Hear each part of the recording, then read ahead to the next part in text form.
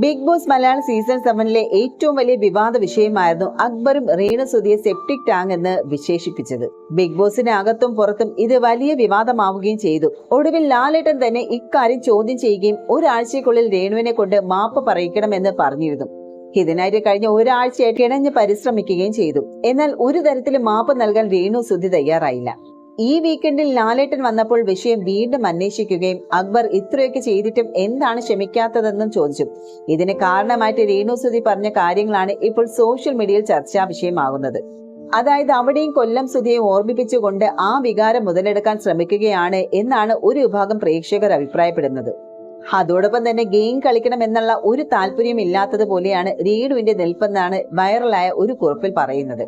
വളരെയേറെ പ്രതീക്ഷയുള്ള ഒരു മത്സരാർത്ഥിയായിരുന്നു രേണുസുതി. എന്നാൽ ഇപ്പോൾ ഒരു കാര്യം മനസ്സിലായി. ബിഗ് ബോസിൽ നിന്ന് ദിവസവും കിട്ടുന്ന 5000-ഓ 10,000-ഓ പ്രതീക്ഷിച്ചുകൊണ്ട് മാത്രമാണ് ഇവർ പരിപാടിയിൽ പങ്കെടുക്കാൻ പോയത്. അതല്ലാതെ ഇവർക്ക് അവിടെ ഒരു ഗെയിം കളിക്കണം എന്നുള്ള താല്പര്യമില്ല.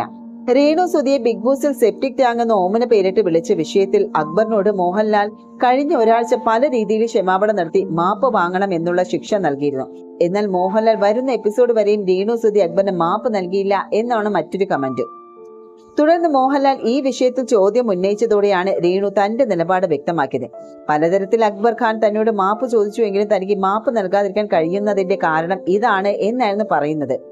സുധിച്ചേട്ടൻ തന്നെ വിട്ടു പോയതിനു ശേഷം പലതരത്തിലുള്ള സൈബർ ബുള്ളിങ് താൻ സോഷ്യൽ മീഡിയയിൽ നേരിട്ടിട്ടുണ്ട്.